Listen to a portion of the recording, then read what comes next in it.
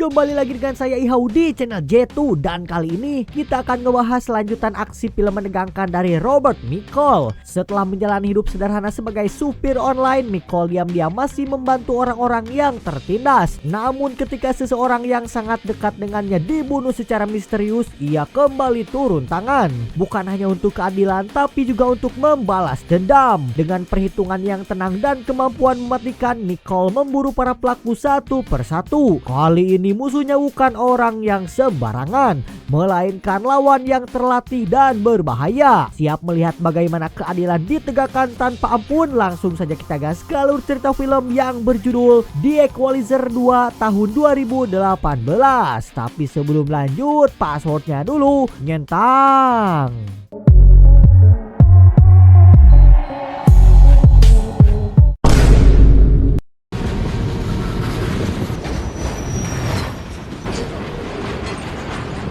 Berlokasi di sebuah kereta di Turki, ada seorang bapak-bapak berpeci yang bernama Robert. Ia menjalankan misi sendirian untuk membawa pulang seorang putri yang dibawa pergi oleh ayah kandungnya dari mantan istrinya.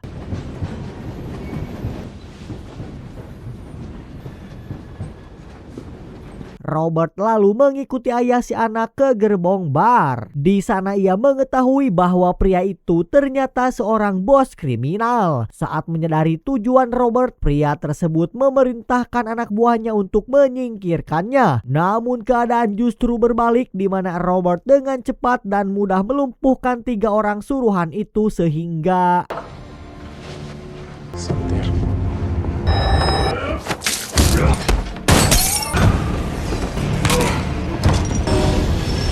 beres menaklukkan para suruhan tadi, Robert mulai menghampiri si ayah yang mulai terlihat ketar-ketir. Ia memberinya kesempatan untuk mengembalikan putrinya kepada mantan istrinya. Berlatar di kota Boston, singkat cerita, Robert akhirnya membawa gadis kecil itu ke kantor setempat. Sang ibu yang bernama Grace begitu bahagia saat mendapati putrinya telah kembali dalam keadaan selamat dan juga sehat.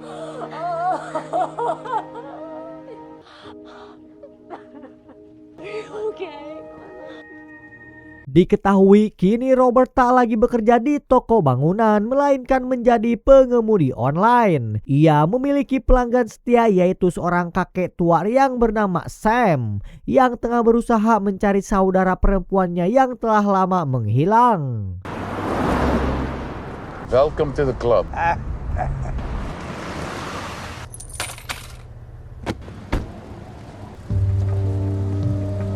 Selain itu, Robert juga kerap berbincang dengan para penumpangnya yang masing-masing punya persoalan hidup tersendiri. Beres mencari cuan, ia pulang ke apartemen barunya yang dihuni banyak tetangga, termasuk Fatimah yang gemar bercocok tanam.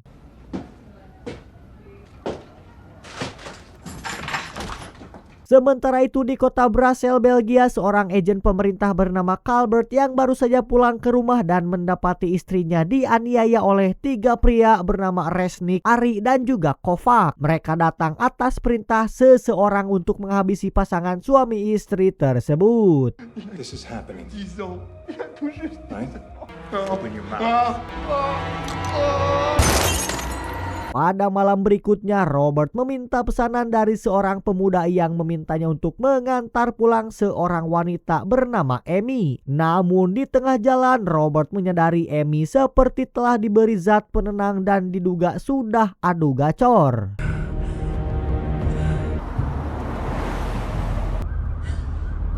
Karena iba, Robert kemudian membawa Amy ke rumah sakit lalu mendatangi apartemen pemuda tadi. Di sana ia bertemu dengan beberapa pria yang sebelumnya sudah menggadabah Amy dengan tidak pantas. Robert memperingatkan mereka agar tidak mengulangi perbuatan itu. Namun mereka justru menantangnya. Dan akhirnya dalam waktu singkat Robert berhasil melumpuhkan mereka semua.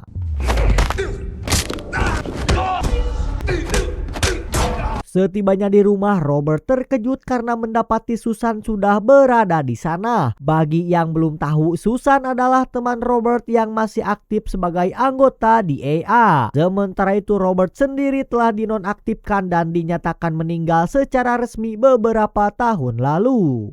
You here on business? Meetings. Meetings, huh?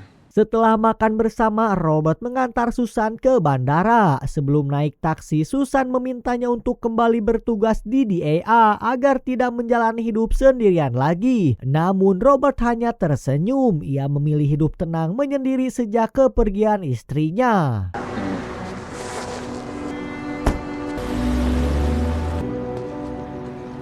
Keesokan harinya, Robert mendapati kebun milik Fatima dirusak dan dindingnya dipenuhi coretan oleh orang tidak bertanggung jawab. Karena iba, ia membantu untuk membersihkannya. Dan di saat yang sama, Robert bertemu dengan tetangga mudanya yang bernama Miles, seorang mahasiswa seni. Should I do this for $350? You? Yeah, I'm an artist, man. Karena mahir melukis, Miles menawarkan bantuannya kepada Robert untuk melukis dinding itu dan memasang tarif $250 untuk mengubah coretan tersebut menjadi mural yang indah. I tell you what. It's gonna be a lot of work, man. Sementara itu di rumahnya, Susan menggelar rapat daring bersama anggota DEA lainnya untuk membahas kematian Calvert. Salah satu agen bernama Dave York yang juga rekannya menyarankan agar Susan pergi ke Belgia untuk menyelidiki kasus tersebut secara langsung. This shitty office. Until we get there, please. Singkat cerita, Susan dan Dave mendatangi rumah Calvert bersama tim intelijen dan perwakilan Interpol. Di lokasi, para penyidik tidak menemukan petunjuk berarti yang mengarah kepada pelaku. Namun saat Susan memperhatikan lubang peluru di jendela yang anehnya tidak mengenai bingkai foto di dekatnya, ia langsung menyadari ada kejanggalan dan segera meninggalkan tempat itu seolah-olah Susan ini sudah tahu siapa pelakunya. Jelas terlihat bahwa pelaku penembakan bukan Resnick, melainkan seorang penembak jarak jauh dari luar rumah. Usai dari lokasi, Susan kembali ke hotelnya dan saat masuk lift bersama Dave, ada dua pria mencurigakan yang ikut masuk dan langsung menekan tombol ke lantai 16, di mana lantai itu adalah tempat kamar Susan berada.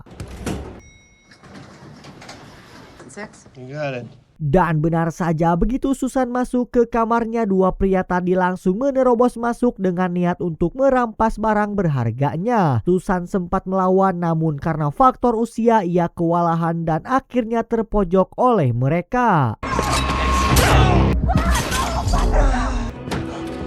Di sisi lain, Robert tengah mengawasi Miles mengecat dinding ketika tiba-tiba menerima telepon dari Brian, suami Susan, yang mengabarkan bahwa Susan telah meninggal. Mendengar kabar itu, Robert segera terbang ke Washington DC untuk menghadiri pemakaman. Namun ia memilih duduk dari kejauhan karena para anggota DEA lainnya masih menganggap dirinya telah meninggal. Setelah pemakaman usai, Brian menyerahkan beberapa barang milik Susan kepada Robert. Di sini ia merasa ada yang janggal karena Susan tidak membawa barang berharga apapun, hanya cincin kawinnya saja. Hal ini tentu menimbulkan tanda tanya sebab pelaku kejahatan rasanya tidak mungkin menghabisinya hanya karena cincin sekecil seberat 2 gram. The police in Brussels, they do everything in their power. I don't know what to do now. Sementara itu di sebuah apartemen kita diperlihatkan dengan dua pria yang terlibat dalam kematian Susan. Tiba-tiba mereka menerima panggilan dari nomor yang tidak dikenal dan sesaat setelah telepon diangkat, radio di ruangan mereka mendadak meledak sehingga ternyata dalang dibalik ledakan itu adalah Resnick, Kovac, dan juga Ari. Mereka sebelumnya menyuruh dua pria tersebut untuk menghabisi Susan lalu menyingkirkan mereka juga demi menghapus jejak dan menutup informasi.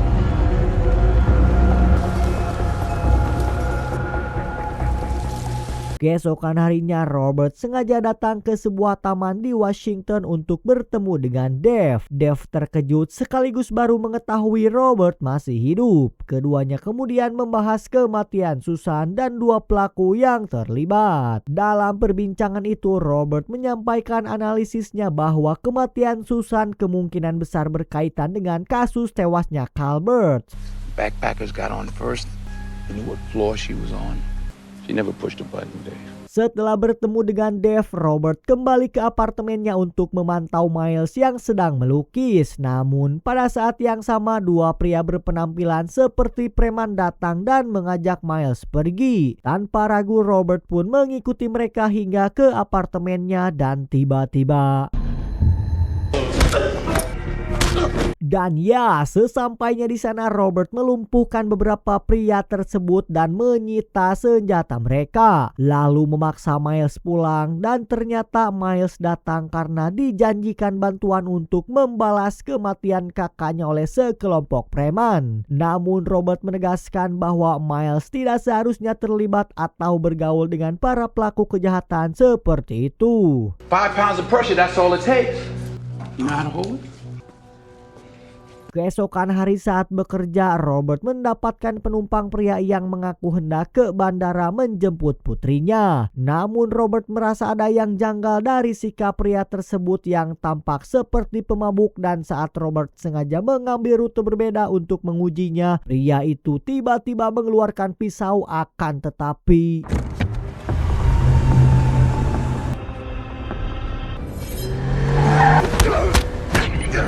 dan ya, dia langsung dibuat miring-miring oleh Robert dengan teknik bela diri yang cepat dan juga terukur. Dalam waktu singkat, Robert berhasil menaklukkan dan mengakhiri ancaman dari pria tersebut dengan sangat mudah.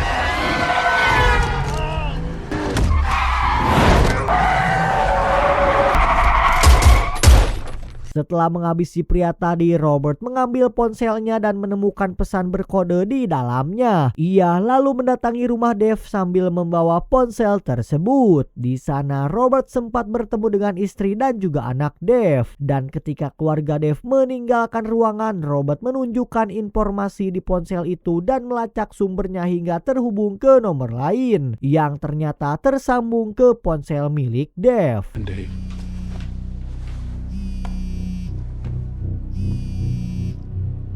Akhirnya terungkap bahwa di balik kematian Calvert dan Susan adalah Dave bersama rekan-rekannya yang tak lain Resnick, Ari, dan Kovac. Ironisnya mereka semua merupakan mantan anak didik Robert. Dave menjelaskan bahwa setelah Robert dinyatakan meninggal, ia dan timnya terlibat dalam operasi gelap yang membuat mereka harus menyingkirkan Calvert. Ketika Susan menyelidiki kasus tersebut dan hampir menemukan kebenaran, Dave memutuskan untuk membungkamnya agar rahasia mereka tidak terbongkar. See the VA. Now it's what we do. Dave lalu mengajak Robert keluar untuk menemui Resnick, Ari, dan juga Kovac. Di sana Robert menegaskan tekadnya untuk menghabisi mereka atas apa yang telah dilakukannya kepada Susan. So-called men like you, and in a perfect world, I'm gonna kill each and every one of you. Pada saat yang sama istri Dave hendak pergi keluar kota bersama anak-anaknya. Robert memanfaatkan momen itu dengan meminta tumpangan sehingga ia menjauh dari Dave dan para kacungnya.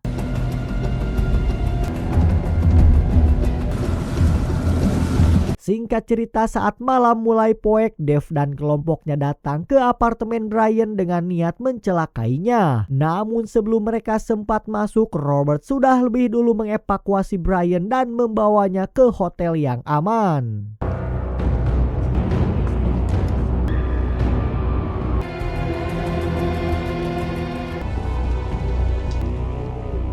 Setelah menyembunyikan Brian, Robert kembali ke apartemennya karena Miles masih berada di dalam sedang mengecat. Ia kemudian menelpon Miles dan dalam percakapan itu Robert mendengar suara gonggongan anjing. Sadar bahwa Dave dan orang-orangnya sedang menuju ke sana, Robert segera menyuruh Miles untuk bersembunyi di ruang rahasia di balik lemari buku. Yeah. All right. But you want me to read it? Pull the book out, Native Son. What? Inside, you close the door behind you. Tak lama setelah Miles bersembunyi, Dave datang dan memeriksa seluruh ruangan. Hingga akhirnya ia menemukan cermin yang memperlihatkan keberadaan Miles di baliknya. Saat hendak menembak cermin itu, Dave menerima telepon dari Robert. Robert memberi isyarat bahwa ia tidak berada di apartemen dan bahkan meninggalkan petunjuk agar Dave bisa menemukannya.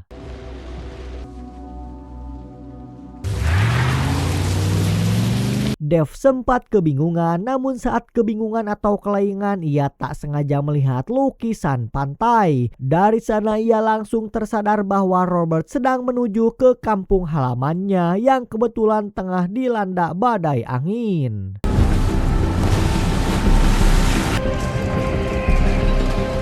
Setelah Dave dan salah satu rekannya tampak pergi, Miles keluar dari ruang persembunyiannya. Namun saat hendak meninggalkan apartemen, ternyata Dave masih berada di sana dan langsung menyergap serta membawanya pergi.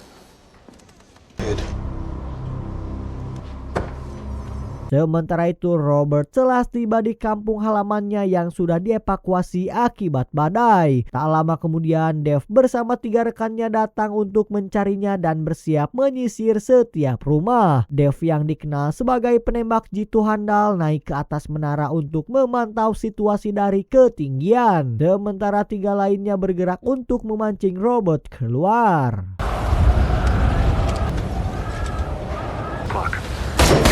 Ari, what's your secret?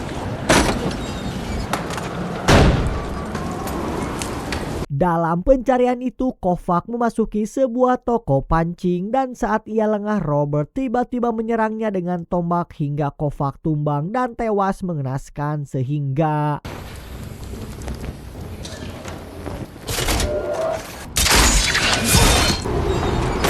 tak lama kemudian Ari menemukan Kovac yang sudah tidak bernyawa dan segera bergerak menyusuri rumah-rumah sekitar untuk memburu Robert. Ia kemudian menemukan deretan foto Susan yang dipasang oleh Robert dan saat ia lengah, Robert memanfaatkan momen itu untuk menyergap dan melumpuhkannya dengan cepat sehingga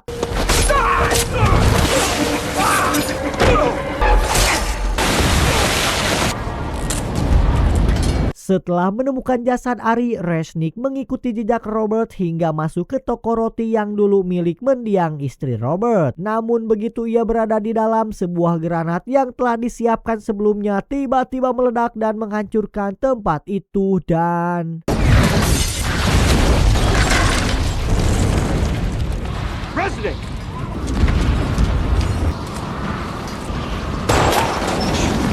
kini hanya Dave yang tersisa dan masih berada di atas menara. Ia kemudian menerima komunikasi radio dari Robert yang menyatakan akan mengakhirinya. Namun Dave membalas dengan ancaman. Ia mengaku membawa Miles di dalam bagasi mobil. Dan jika Robert tidak menampakkan diri, Miles tidak akan selamat.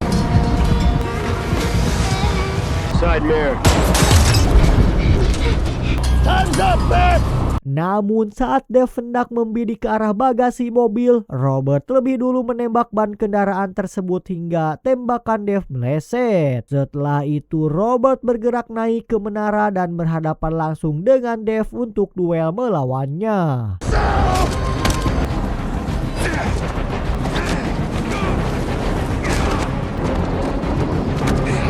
Dalam pertarungan itu, Robert berhasil mengalahkan Dave hingga terjatuh ke laut. Setelah memastikan situasinya aman, Robert membebaskan Miles dan mendapati kakinya tertembak. Ia lalu membawa Miles ke rumah lamanya untuk merawat lukanya dan menghentikan pendarahan.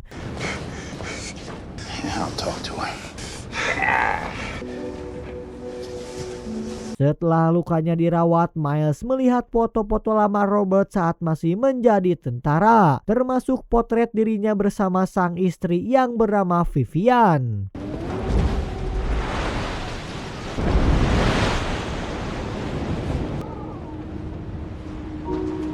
Beberapa hari kemudian, Miles kembali menjalani kehidupan sebagai mahasiswa yang lebih baik. Sementara itu, Fatimah dibuat kagum oleh mural indah yang dibuat oleh Miles.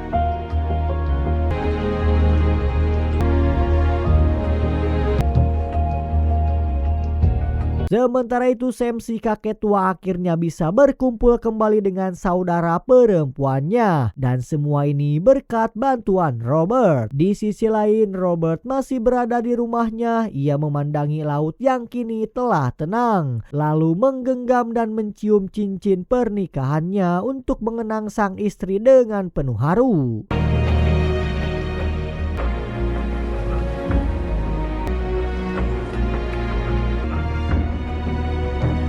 Tamat, ending yang cukup membahagiakan. Pesan yang bisa kita ambil dari film ini adalah kadang hidup menguji kita lewat kehilangan dan pengkhianatan. Tapi itu bukan alasan untuk kehilangan prinsip. Tetaplah berdiri di sisi yang benar. Lindungi yang lemah dan jangan biarkan rasa sakit mengubahmu menjadi pribadi yang sama seperti orang yang melukaimu. Saya Ihau mewakili jajaran direksi yang bertugas hari ini mohon pamit undur diri dan sampai jumpa di alur cerita selanjutnya. Goodbye.